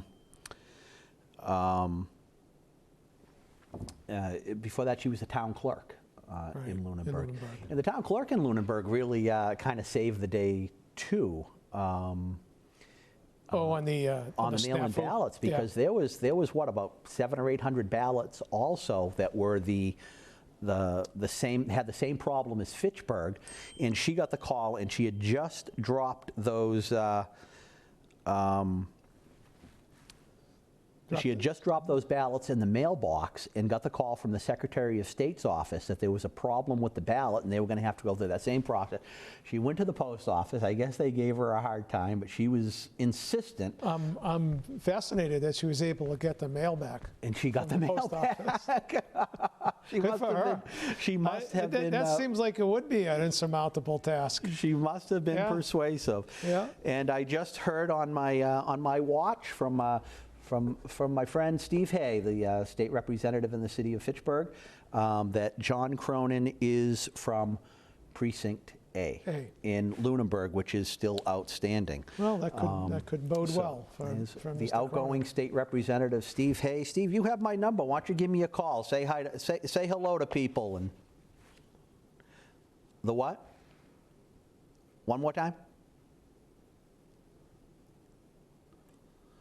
Lunenburg B now reflects all of Lunenburg. Okay, so we do have Lunenburg A in, but I don't have it broken down, but the town of Lunenburg will be John Cronin, 3,693, and Dean Tran, 3,146. So about a 500 vote difference. And You got to do some math to figure out what gets picked. Well, I mean, can you? well, I can give you the total now in the district, Okay. Which is outstanding. So the total now is John Cronin, 34,468. Dean Tran, hold on, why did those numbers just go up? What came in? Lancaster. The other Lancaster came in. Okay, so the other Lancaster came in with Dean Tran with 1,031, John Cronin 1,106. So he picked up a little bit in Lancaster And Lunenburg. and Lunenburg. So right now, so erase what I just told you because it changed in the middle of me telling you the numbers. Okay. John Cronin, 35,574. Dean Tran, 35,003.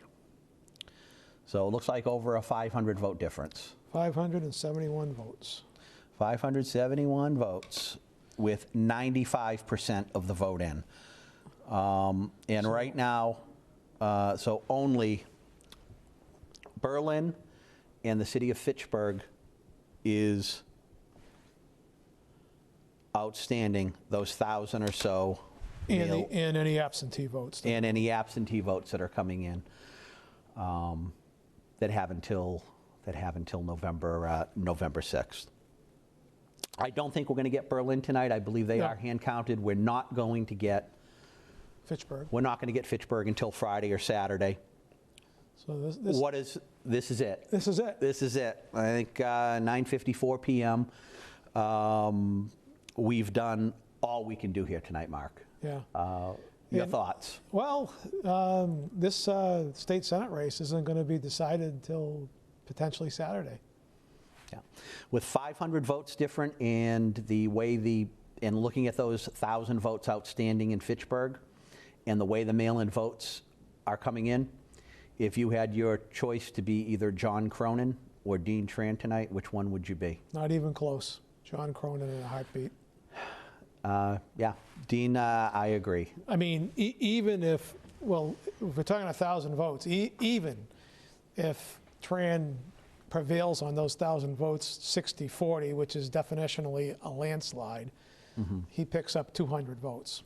Right. It's not gonna close the gap.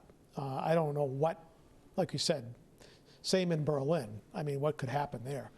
And Berlin, I think we know from historical perspective, is going to break towards Cronin anyway. Right. So even there is another couple hundred votes for Cronin. Unless there's a lot of uncounted vote out there in some of these cities and towns that are going to straggle in and break hard for Tran, it's going to be difficult. Yeah, I think if we could, if we went out on a limb, it wouldn't be a very long limb to call this race tonight. But I think probably the prudent Yeah. thing to do No, would you be can't do just wait till the votes are counted. Yeah, and I hate to even use the word, but these are the kind of numbers where you could certainly smell the R word.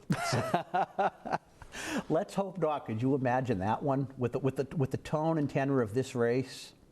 Could you imagine going through that kind of a process? If these numbers hold up, I don't think it's enough to warrant it, but it's been done before.